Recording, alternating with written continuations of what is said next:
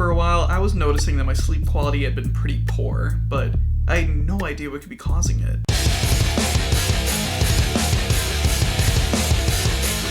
Coming to bed, honey?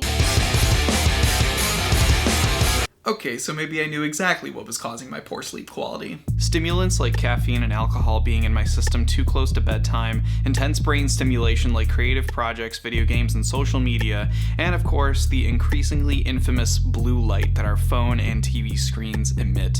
Every resource I could find pointed me in the same direction. Avoid caffeine and alcohol after a certain time. Okay, I can do that. Do more calming activities closer to bedtime. All right, if you say so. Don't look at blue light an hour before bed. But that's boring. No phone? No movies? No video games? No computer? Why does everything I love emit blue light? I'm sure many of you are as frustrated as I am being told that the things that we want to do at night, some of them are actually contributing to poor sleep quality. After a long day, there is immense comfort in chilling out, watching some TV, playing some video games, or doing whatever is on our phones. For many people, it's not just relaxing, but it provides our brains a little bit more stimulation in the final hours of the day when anxious thinking tends to be on the rise because of how tired we are. But at least for me, I've just been trying to establish as many good habits for sleep as I can, which I would like to share with you right now. No, they are not perfectly aligned with the medical guidelines for good sleep, and this is not a strict nightly routine either. These are just practices that I'd like to try to implement as often as I can, because when I do, the benefits of a good night's sleep are worth it. Certain habits start in the daytime. First off, no coffee after 2 p.m. to make sure the caffeine is completely out of my system in the evening. Also, getting exercise during the day. Over the summer, I was making a good habit out of riding my bike. Now that it's winter, I'm taking up swimming laps in my local indoor pool, and I try to hop on the stationary bike every once in a while. Then finally, leaving the alcohol to the weekends for the most part. I'll admit, I do enjoy a good beer while I'm editing or watching a movie or something in the evening. If I really want to treat myself, I stick to just one drink and make sure it's finished at least an hour before bed. But the most important aspect for a good night's sleep for me is my nightly routine. Okay, I never really liked using the word routine. These are more like guidelines or a pool of options I can choose from. I'll explain.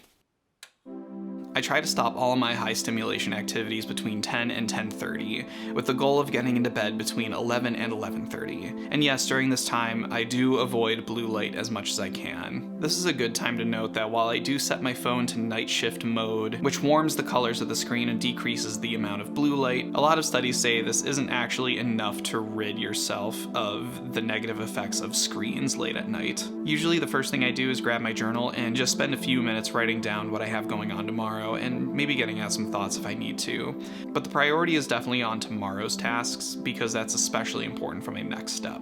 Next, I do a wind down meditation. For this, I switch over to my light phone. More on that in a future video. Basically, it's to keep my phone usage as intentional to nights and mornings as possible, and use the Headspace app for some great nighttime meditations and wind downs. But you can also find lots of great free bedtime meditations online as well. Even just a 3-minute breathing exercise really helps calm me down and get into a more restful headspace. Upon first opening my eyes after the meditation, I feel I have fully shifted my brain into night mode.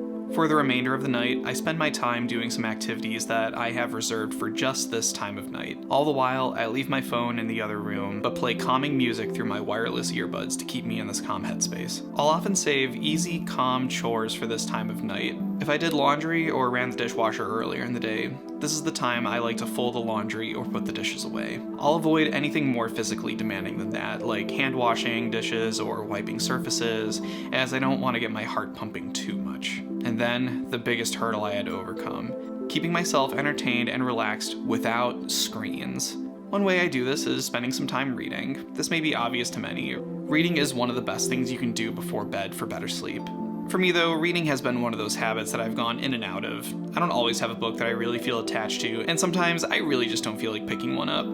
So another option I've given myself is video games. But wait! That's with a screen! Screens emit blue light! Well, not all screens.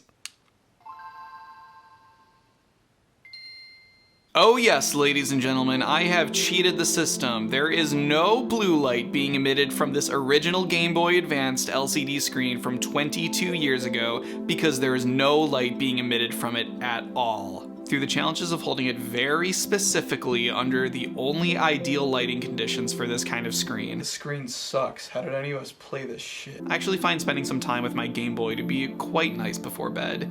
It's grounding, it's nostalgic, it's a nice escape, and it fills the part of me that wants to keep playing video games. But yes, you do want to be avoiding overly stimulating games to keep your brain calm before bed. That's why I stay away from games where fast reaction times are required, like Mario, Sonic, Tetris, and Madagascar the video game, and opt for slower, calmer games like Pokemon or my default as of late, Harvest Moon. Now it's ideally between 11 and 11:30, and it's time to get into bed. Me, like many people, succumb to anxious thoughts this time of night. Without anything left to stimulate me, those pesky insecurities about my day or life as a whole will creep in right about now. So I have a couple things I do to try to prevent that. These are my nighttime headphones. I don't use them for anything else because I don't care if I destroy them by tossing and turning throughout the night. I'll put one in and choose between a couple things to listen to. Ambient music is always nice, but these headspace storytelling sleepcasts give me something a little more to occupy my mind while not overstimulating it. But yes, more often than not, to fend off anxious thinking, I will put something on YouTube or a streaming service for myself. Yes, I know I just put all this effort into avoiding blue light just to expose myself to it in a critical moment for my sleep.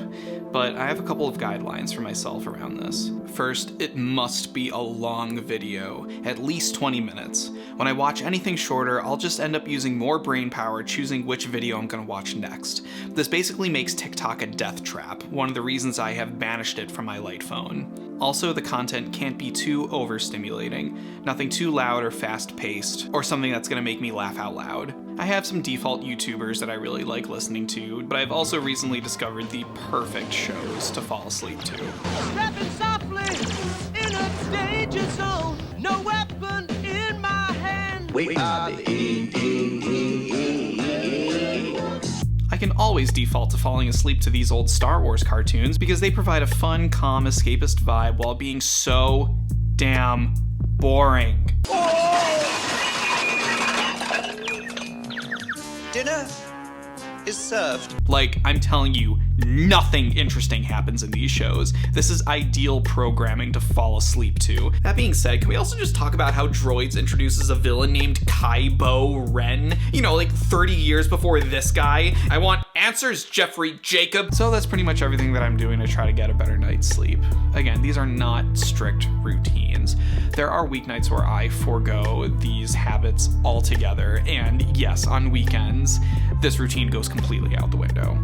I would say of all of the habits that I try not to forego, though, it would be the meditation. Meditating just a couple minutes or doing a deep breathing exercise just a couple minutes before bed usually makes all the difference in my sleep quality. Again, these habits are a bit inconsistent for me, but I would rather incorporate them into my life as often as I can instead of continuing the way things were before I put more intention into getting a better night's sleep.